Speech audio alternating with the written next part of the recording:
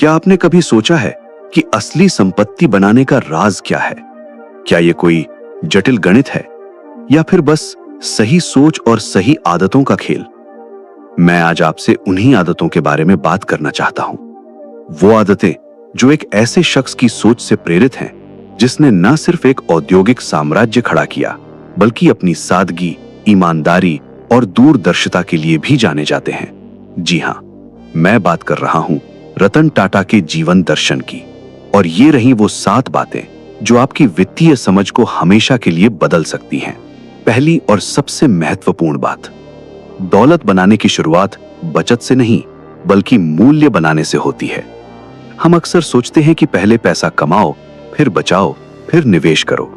लेकिन रतन टाटा जैसे लोगों का फोकस हमेशा इस सवाल पर रहा है, मैं कैसे ऐसी चीज बना सकता हूं जिसकी दुनिया को जरूरत है?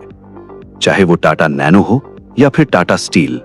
उनका मानना था कि अगर आपका उत्पाद या सेवा असली मूल्य देती है तो पैसा तो अपने आप आएगा। तो अपने लिए सोचिए, आपकी स्किल, आपकी नौकरी, आपका छोटा बिजनेस, क्या वो दूसरों के लिए इतना मूल्य पैदा कर रहा है कि लोग उसके लिए आपको बढ़िया पैसा दें?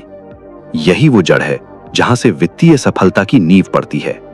दूसरा सिद्धांत, दीर्घकालिक सोच को अपनी आदत बना लीजिए।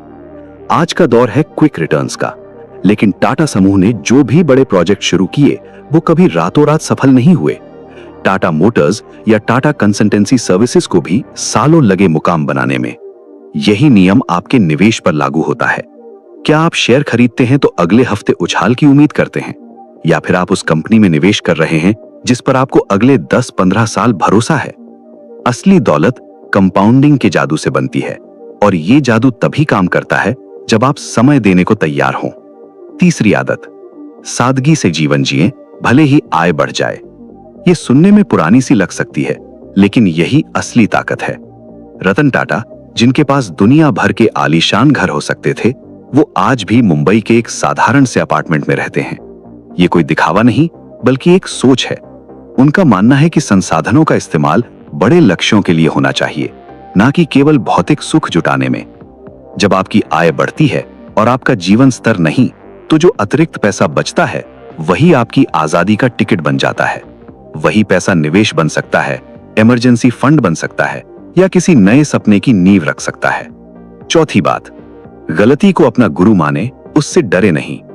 टाटा नैनो को बाजार में वो सफलता नहीं मिली जिसकी उम्मीद थी, लेकिन क्या टाटा समूह ने उस असफलता के बाद सिर्फ हाथ पर हाथ धरे बैठे रहना चाहिए? बिल्कुल नहीं। उन्होंने उससे सीख ली और आगे बढ़े। हम भी पैसे के मामले में गलतियां करते हैं। जल्दबाजी में निवेश, जरूरत से ज्यादा उधार, गलत फाइनेंशियल प्लानिंग।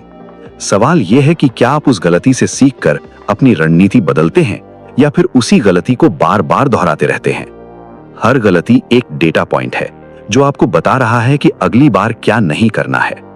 पांचवा मंत्र, जोखिम को समझें, उससे भागे नहीं। एक उद्योगपति होने के नाते रतन टाटा ने कई बड़े रिस्क लिए, लेकिन ध्यान दीजिए, वो लापरवाही सट्टेबाजी नहीं थी। हर रिस्क कैलकुलेटेड था, रिसर्च पर आधारित था और लॉन्ग टर्म विजन के साथ जुड़ा हुआ था। आम निवेशक के तौर पर हमें भी यही करना है। एफडी में पैसा रखना बिल्कुल रिस्क फ्री है? नहीं, क्योंकि मुद्रास्फीति उसकी कीमत घटा देगी। शेयर बाजार रिस्की है, हाँ, लेकिन अगर आपने शोध करके, समझकर और समय देकर निवेश किया है तो ये एक कैलकुलेटेड रिस्क है। जिस चीज को आप समझते नहीं उसमें पैसा लगाना जोखिम है, जिसे आप समझते हैं उसमें निवेश करना एक शिक्षित निर्णय।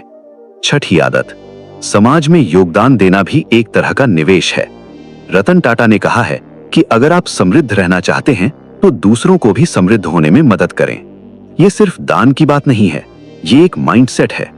जब आपका व्यवसाय ग्राहक की जरूरत पूरी करता है, जब आपकी नौकरी कंपनी को आगे बढ़ाती है, जब आपका निवेश देश की अर्थव्यवस्था में हिस्सा बनता है, तो ये सब एक व्यापक पारिस्थितिकी तंत्र में योगदान है। और एक स्वस्थ पारिस्थितिकी तंत्र में हर कोई फलता फूलता है। अपने वित्तीय लक्ष्यों को सिर्फ अपने तक सीमित मत रखिए। सोचिए कि आपकी सफलता दूसरों के लिए कैसे अवसर पैदा कर सकती है। ये सोच आपको बड़ा बनाएगी। और सातवीं और अंतिम बात, जो शायद सबसे जरूरी है, अपनी नैतिकता और प्रतिष्ठा को किसी भी कीमत पर सुरक्षित रखें। टाटा ग्रुप की सबसे बड़ी पूंजी उसका नाम और उस पर लोगों का भरोसा है। ये भरोसा एक दिन में नहीं बना, दशकों के सही फैसलों, ग्राहकों के साथ ईमानदारी और कर्मचारियों के प्रति सम्मान से बना है। आपके पर्सनल फाइनेंस में भी यही लागू होता है। क्या आप क्रेडिट कार्ड का बिल भरने में टालमटोल करते हैं? क्या आप निवेश में गारंटीड रिटर्न के झांसे में आ जाते हैं? क्या आप अपने वित्तीय वादों पर खरे नहीं उतरते? ये छोटी छोटी बातें आपकी वित्तीय प्रतिष्ठा को गिराती हैं और एक बार गिरी प्रतिष्ठा वापस पाना बहुत मुश्किल होता है। ईमानदारी से कमाइए, ईमानदारी से खर्च कीजिए और ईमानदारी से निवेश कीजिए। यही सबसे टिकाऊ रणनीति है। तो देखा आपने, ये कोई रॉकेट साइंस नहीं है। ये तो बस वो सिद्धांत हैं जो एक दूरदर्शी ने अपने जीवन में अपनाए। इनमें से कोई भी एक आदत अगर आप आज से ही लागू करना शुरू कर दें, तो साल बीतने के साथ आपको अपने वित्तीय स्वास्थ्य में एक जबरदस्त सुधार दिखेगा। याद रखिए, बड़े पेड़ छोटे छोटे बीजों से ही बनते हैं। आपका आज का छोटा सा सही कदम आने वाले कल की मजबूत नींव बनेगा। शुरुआत कर दीजिए।